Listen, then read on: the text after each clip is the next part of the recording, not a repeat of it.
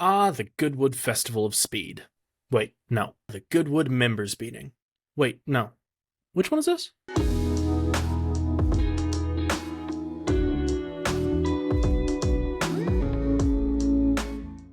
The Goodwood Revival. It is a staple of the automotive and the motorsport world, and, well, frankly, it's the only reason that September needs to exist.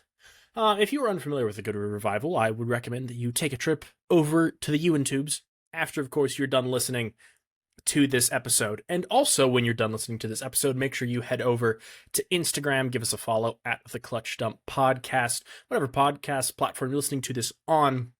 The various audio platforms, Spotify, Pandora, Apple, Google Podcasts, all those, we're on all of them. Make sure you give us a follow. Make sure you subscribe, leave a rating, and a review.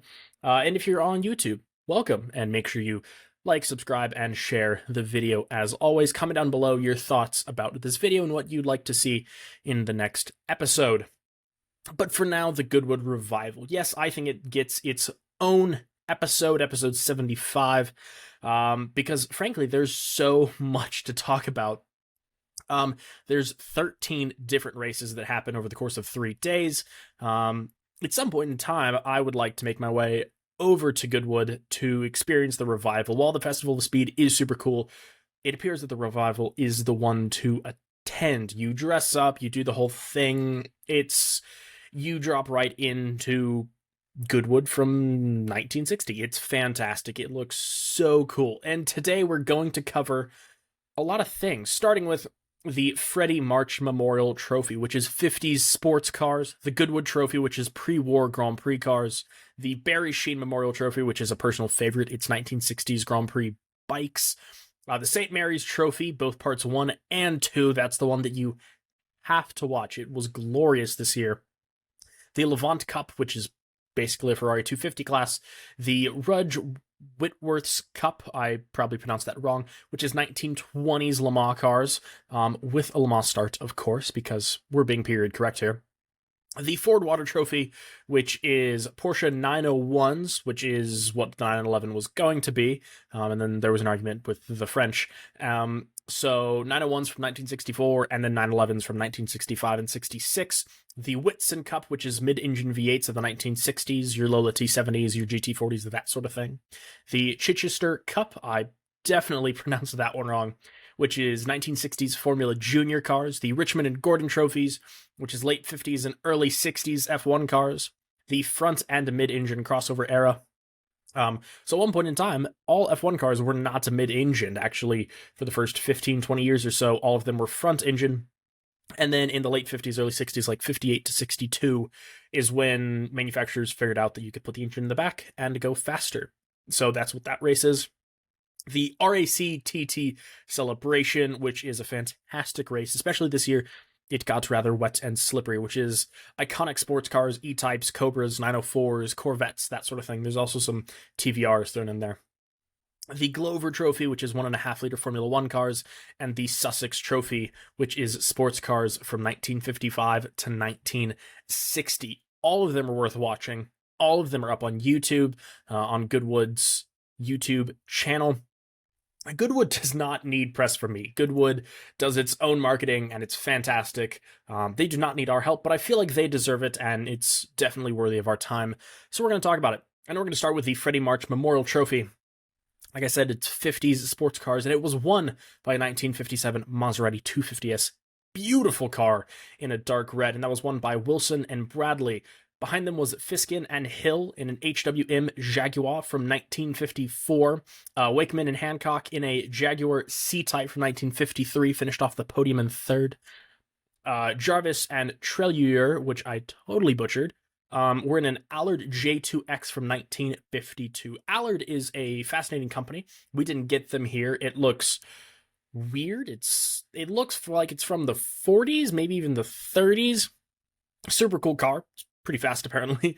And then Hunt and Blakeney Edwards finished fifth in another HWM Jaguar from 1954. I didn't get to watch the Freddie March Memorial. Now, something to note, Goodwood live streams this entire thing for free on their YouTube channel. That's the cool part. So not only can you go in person, I don't even think the tickets are that expensive. Like, I think they're 100, $200 a person, which in terms of motorsport things these days is not expensive when you think of the price of a Formula One ticket or a MotoGP ticket. That's totally reasonable. But they live streamed the whole thing. Goodwood live streams everything that they do, which is fantastic because it really shows they're doing it for the community and for the people and frankly for the love of cars. So that's fantastic of them. I didn't get to watch this one, but I watched some reruns and it was fantastic to see that Maserati sliding around the corner. Vintage racing is something I absolutely want to get into as a person who likes older cars more than new cars. This is something that Nick and I talk about all the time. It's going to get a sticker, a t-shirt, or a hat or something. It might be too long for a hat. But at some point, we're going to make a piece of merchandise that says the only thing better than new cars is old cars. The only thing better than old cars is race cars. The only thing better than race cars is old race cars. This is only old race cars. It's fantastic just seeing them all slide around the corners through what is a unchanged track. It's how it was in the 1950s, essentially, just with slightly more hay bales now. And maybe more tires than hay bales, but track is untouched. So racing there in a 1950s Maserati now is how you would have raced there in a 1950s Maserati in the 1950s. So it's a unique experience. You know, Le Mans has changed, Nürburgring has changed, Monza has changed. They've all changed except for Goodwood. Goodwood hasn't changed in its existence. So it's fantastic that we still race there and that they hold events like this. So moving on to the Goodwood Trophy, which was the pre-war Grand Prix cars. And that was won by a Alta 61 IS from 1937 by Ian Baxter. In second was Mark Gillis in a ERA A-Type R3A from 1931. They weren't as crafty with the names back then. They were much more serial numbers and part numbers back then. We hadn't figured out naming cars. Finishing off the podium was David Morris in a ERA B-Type R11B from 1936, and then Ben Fiddler was in fourth in a ERA D-Type R4D from 1938, and finishing off the top five was Michael Gons in a ERA B-Type R1B from 1935. Now, something that interests me about these vintage races is, now something to note, and I hate to ruin Goodwood for everyone, and a lot of people like to talk about the fact that it's like, oh, it's fantastic because people go and they, slide 50s Maseratis and 250 GTOs around and stuff. Yes, they do that, but not all of them are perfectly original. Like Superformance, which is an American company that builds GT40 replicas, is licensed by Goodwood to build cars to a Goodwood spec. So you can buy a brand new GT40 and go do this. You don't have to spend $2 or $3 million on original GT40, and that's fantastic because that means we get to continue doing stuff like this because a lot of them are wrecked in period. They're 60 years old. As a person who works on cars from the 60s, some of these cars are from the 20s, but as a person who works on cars from the 60s, they get destroyed really easy. They rust, they rot, they creak, they fall apart. They weren't built to the best quality. So the fact that they allow newer period correct replicas in, I think is fantastic. Some people don't like it. Some people are like, no, it should only be the cars how they were from when they were and how it was and who it was and blah, blah, blah. That, whatever, go away. I think it's fantastic that they let newer cars in. So hopefully we get to keep seeing some super cool cars in there. Moving on to the Barry Sheen Memorial Trophy. Now, this is a personal favorite. This is one of the reasons why I always watch Goodwood every year is the Barry Sheen Memorial Trophy, and it is 1960s Grand Prix bikes. I've driven one or two bikes from the 1960s. I've driven a Norton and a couple old Hondas, maybe a Triumph in there as well. But this is a fantastic race. It's a Le Mans start style race, which is fantastic. You have your teammate hold the bike, or you have a pit crew hold the bike, and then you start in one side of the track widthways, and then you run across and you hop on the bike and you go, which is fantastic. So that's super fun to watch. And the teammates of Rutter and Russell came first in the Barry Sheen Memorial Trophy. This is two parts, by the way, so this is an overall result. So Rutter and Russell came first on a Norton Manx 30M from 1961. Plater and English came second on a Matchless G50 from 1962. Once again with those great names. Matchless, much more descriptive than it was clever. Todd and Thomas came third on another Norton Max, this time a 30M from 1960. And then another Norton Max 30M came fourth at the hands of Brogan and Bain, this one from 1962. And then another matchless, this time a G50 from 1961 at the hands of Harrison and Farrell. This is a fantastic race. I can't remember the rules exactly for this race, the classification of bikes. I think it's like you can run up to a 750cc gasoline 4-stroke or a 500cc 2-stroke. Maybe that's the members meeting. I can't remember. It's old 60s Grand Prix bikes. They look fantastic. And then they get like current World Superbike riders to go and do it. And they're in like their World Superbike leathers on these bikes from the 1960s, which is crazy. And they ride them like it's a brand new Panigale or something. They are, I mean, dragging knee around these corners with 30 horsepower, maybe. But I mean, they're so cool to see flying around. Now, we move on to what is, in my opinion, the race to watch. If you're going to watch Goodwood, you have to watch the St. Mary's Trophy. So the St. Mary's Trophy is 50s saloon cars. It's basically a 1950s touring car race. And if you've ever watched new touring car races, you can understand how interesting that would be, especially because 1950s saloons are not all the same size. So, for example, we have in first place for part 1. This is a 2-part race. Part 1, tops out the podium, someone named Romain Dumas. That might sound familiar to you if you've heard of, well, something called LeMans or Pikes Peak, as he's won both several times. And he was in a 1959 Ford Thunderbird, which looks fantastic, and it's off-white paint scheme, all liveried up. It's got a 427 in it and red steelies on it. It's fantastic. It sounds awesome, just leaning over, sliding around corners, especially through the final chicane. Rob Huff came second in a 1957 Jaguar Mark I, which is fantastic. Beautiful car. I love the old Jags. Tom Christensen came second in an Austin A90 Westminster from 1956. And then fourth and fifth is really where part 1 of the St. Mary's Trophy was fantastic. I watched this live, and then I went back and watched it on YouTube about 6 times. It's so good to watch. It was amazing wheel-to-wheel racing. They touched a couple times, because fourth place was Jenson Button. Yes, Formula One world champion Jenson Button in a gorgeous 1959 Alfa Romeo Giulietta TI. And in fifth, just behind him, they were swapping places back and forth all race, was his Le Mans teammate Jimmy Johnson in an Austin A40 from 1959. So there's a Ford Thunderbird in this race and an Austin A40. If you're unfamiliar with what an Austin A40 is, for our American listeners, take a Mini Cooper, an old one, make it a bit smaller. It's tiny. It's like the original hatchback. That's kind of what I heard. I'm unfamiliar with Austins. We don't get them here. We don't get them here, but from listening to all the commentary, that's what I got, is the Austin A40 is the original hatchback. So they did fantastic racing. They were so close. You know, Jimmy Johnson would take the lead, but then he'd drop a tire, so Jenson Button would get... The racing is so close for having cars that are so different, and that's something I've always wondered about Goodwood, especially when you get to, like, the pre-war stuff, the stuff from the 20s and the 30s. When you get to cars that old, like 2 or 3 years of difference, like if you're in a 26 and the guy next to you's in a 1929, that could be a huge technology gap. Cars were developing so fast, like that could be the difference between what like order your pedals in. Gas pedals on the right side, gas pedals all the way on the left. I don't know. It was the 20s. Things were really weird. So it's super cool to see old cars being so closely matched and driven so hard. Jimmy Johnson and Jenson Button drove several cars this weekend. You'll hear their names several more times. Moving on to part 2 of that St. Mary's Trophy. Ford Shepherd. So by the way, how some of these part 1, part 2 races go. So for those of you that aren't familiar with Goodwood, people don't get invited, cars do.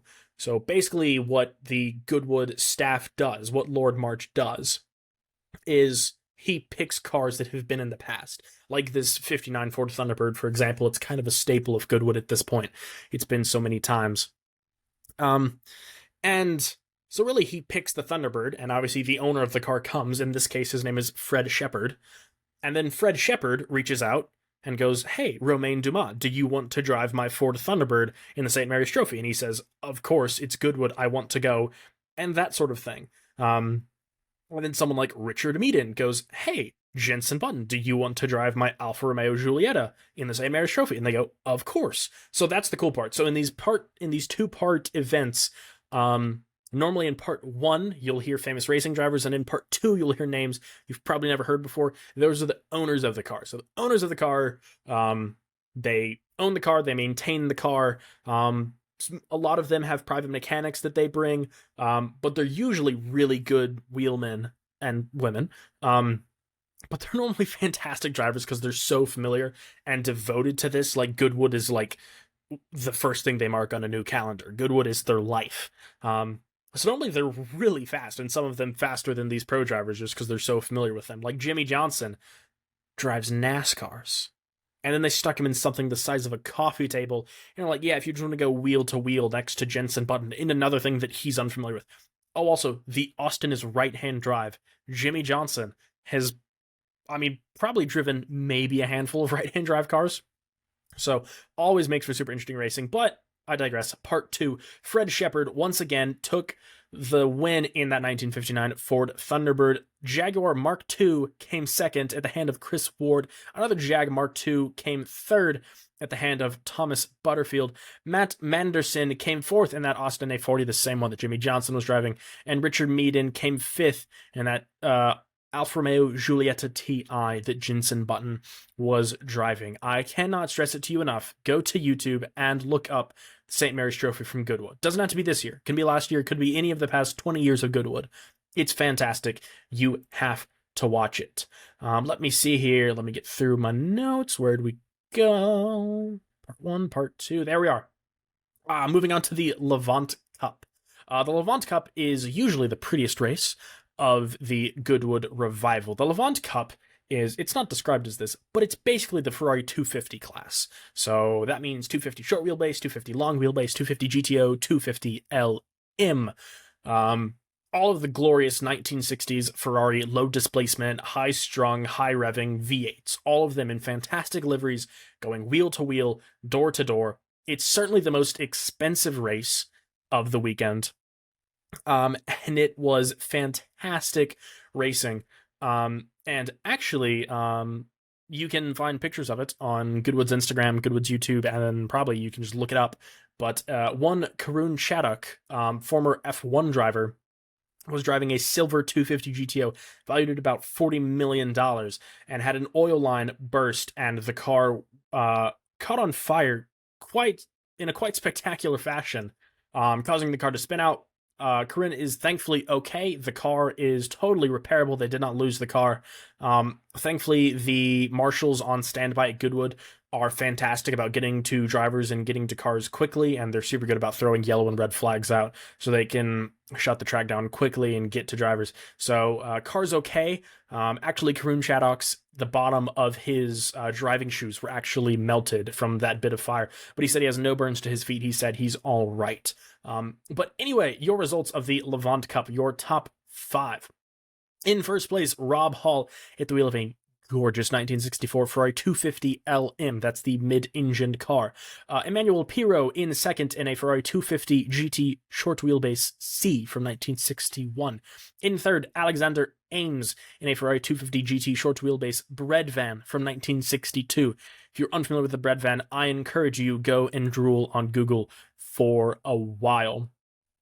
John Hugenholtz came fourth in a Ferrari 250 GT short wheelbase C from 1961 as well, and another 250 GT short wheelbase C, this one from 1960, at the hands of Vincent Gay, came fifth. That was a fantastic race. Love the Levant Cup. You should go and watch it. If nothing else, if not for the racing, just put it on and close your eyes and listen to the glorious sound of Colombo V12s. Unarguably one of the best sounding engines of all time. You have to give it a listen. Fantastic racing. Now, next up is probably the craziest guys out here, which is the Rudge Whitworth Cup, which is a celebration of 1920s Le Mans cars, so Bentley blowers, that sort of thing. This is super interesting to me. I'm starting to like pre-war cars more and more. They're kind of funky. You really have to be into them. I generally like stuff about as late as early, as old as the 1940s, however you want to phrase that. as early or as old as the 1940s. But this pre-war stuff is pretty interesting. It's pretty cool, especially when you think about the fact that they were like, oh yeah, we'll just put an 8-liter inline four in it for some reason, because they knew how to build tanks and planes. So just make one of those smaller, I guess, and you get a car. So this was a Le Mans style start, which is fantastic to see as always. I love seeing Le Mans starts. It's super interesting to see.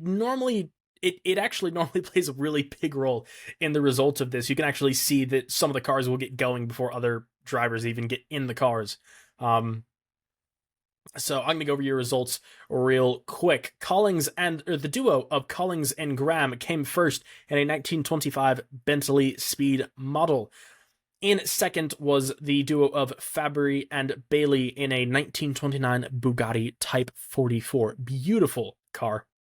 In third was Apthorpe and Swift in a Vauxhall 3098 Brooklands Special from the year of 1924. In fourth was Coens and Fiskin in a Bentley 4.5-liter from 1929.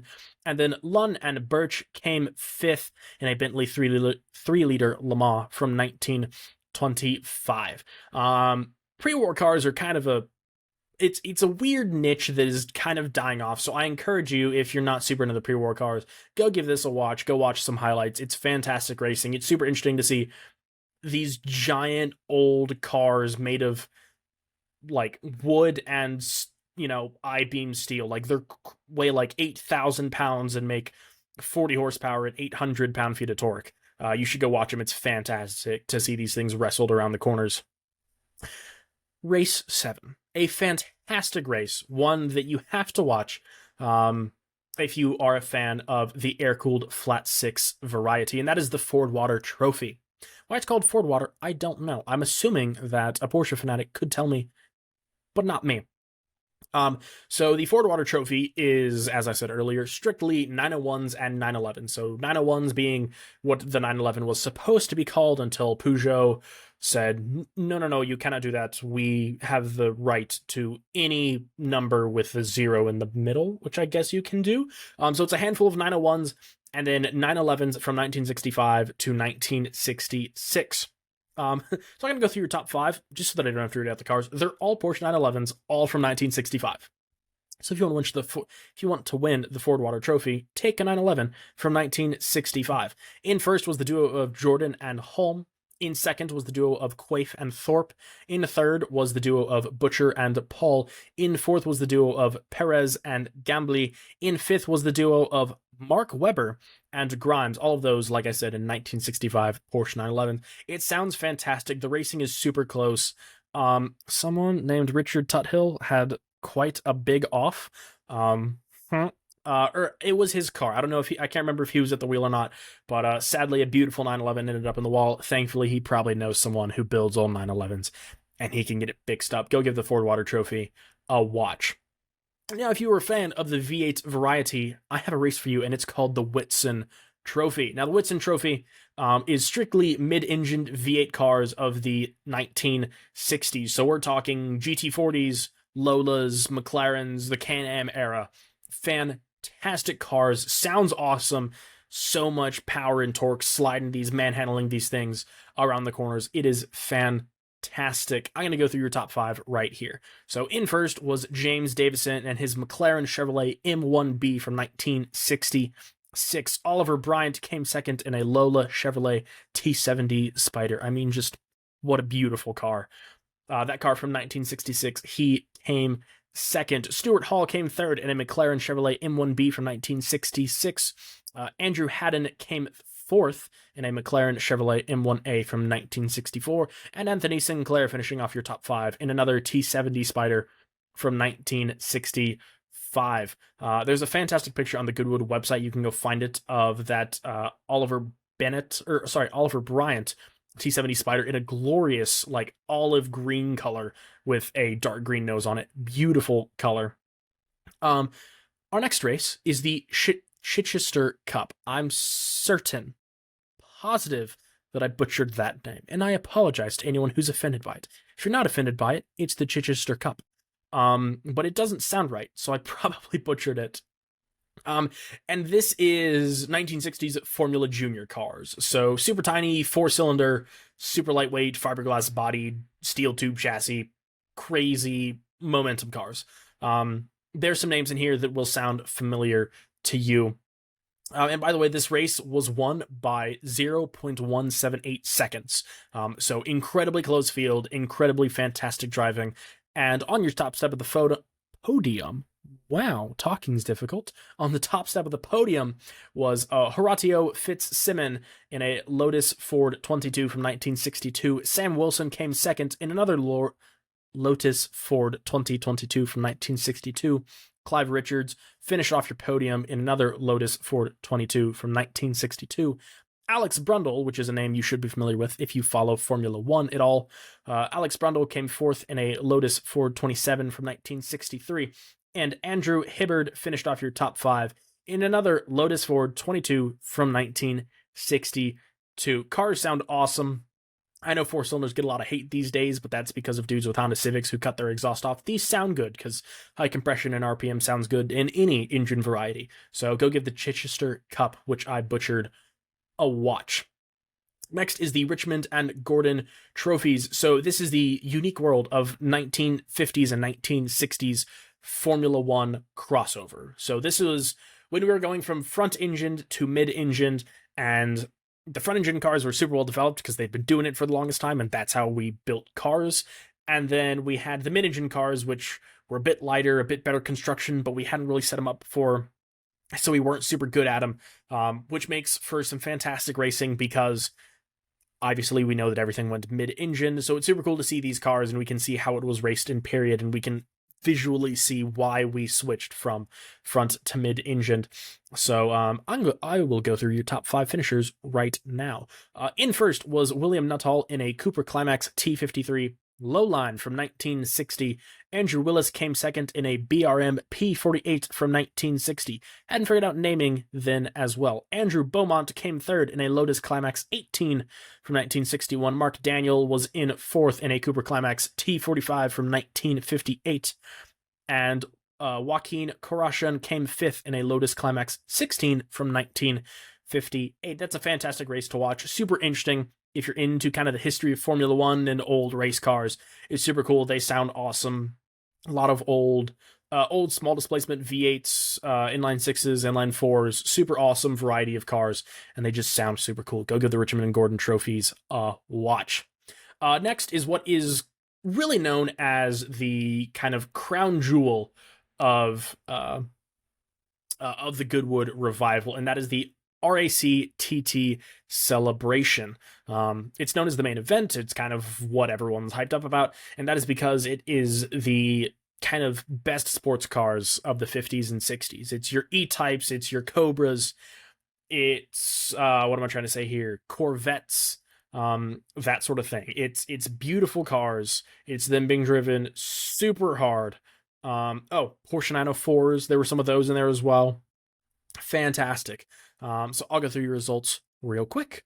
William Paul and Andy Prialux, butchered that, came first in a Jaguar E-Type semi-lightweight. Richard Kent and Nichols Madison came second in a Jaguar E-Type FHC. Mario Franchitti and Oliver Bryant came third in an AC Cobra. Bill Shepard and Romain Dumas, what a combo there, came fourth in an AC Cobra.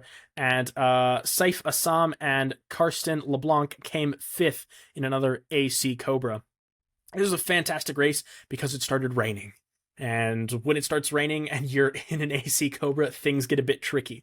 If you've ever driven an AC Cobra in the dry, you know how sketchy they can be. So imagine driving one on a racetrack in the rain with 30 other cars around you that want to be nowhere but in front of you. So that was a fantastic one to watch. There's tons of highlights of that on their Instagram and on their YouTube channel. That's what I'm trying to say. So go give that one a watch. The RAC TT Celebration. Fantastic racing. The Glover Trophy, this one's super interesting. It's always a fun one to watch. This is the 1.5 liter era of Formula One. So we're getting into the mid to late 60s here. All mid-engine cars, all super light. It's that cool cigar-shaped F1 car that everyone loves when they think about old Formula One cars.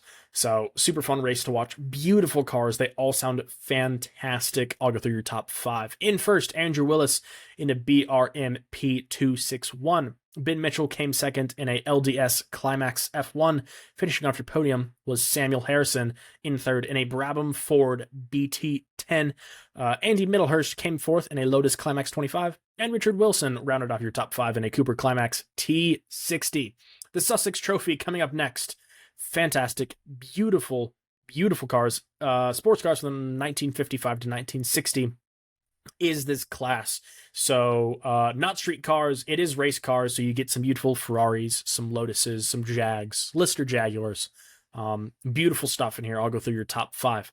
A familiar name for this weekend. In first, Oliver Bryant in a Lotus Climax 15 from 1958. Sam Hancock came second and a Ferrari 246S Dino from 1960. Miles Griffith rounded off your podium in a Lotus Climax 15 from 1958. Roger Wills in fourth in a Lotus Climax 15 from 1958. And Harvey Stanley rounded off your top 5 in a Tohiro Jaguar from 1959. And that is going to do it for our coverage of the Goodwood Revival. We love the Goodwood Revival. It's such good racing. If you like racing, if you've been watching Formula One this season and you've gone, man, this is boring. There's no wheel to wheel. There's no passing. No one ever crashes. The cars are reliable. They don't break down. Then do I have an event for you?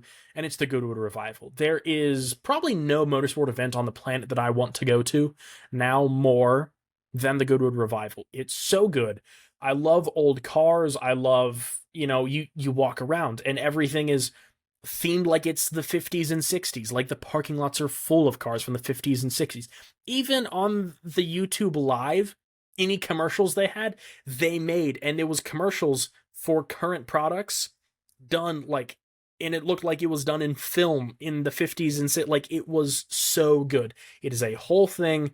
It is, you go, you dress in period, you drink and eat in period, and you just watch some old cars and you hang out for 3 days and it's fantastic. And it's sunny and then it rains and it's sunny again. And you watch a $40 million car stuff into a barrier and then you laugh about it because it's the Goodwood Revival and that's it. And you remember everything and you take your family and you make memories and you get to listen to old race cars all day and look at beautiful race cars and some cars that you've only seen in movies like, I don't know, LeMans. And things that you've read about in books and maybe models you have on your shelf. You get to see them wheel-to-wheel racing. Cars that haven't raced in 80 years maybe. So if you don't already follow the Goodwood Revival, I cannot recommend it to you enough. It's such a good event. It's such good driving. It attracts professional drivers and riders as far as the motorcycles are concerned.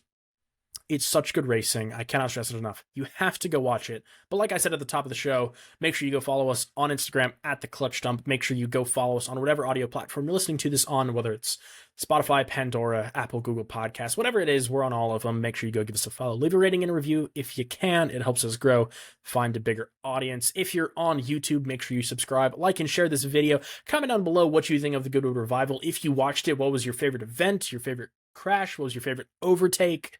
If you were going to go to the Goodwood Revival, what car would you go in? What event would you want to race in? That sort of stuff. But yeah, that's going to do it for me here at the Clutch Dump for a very special episode 75.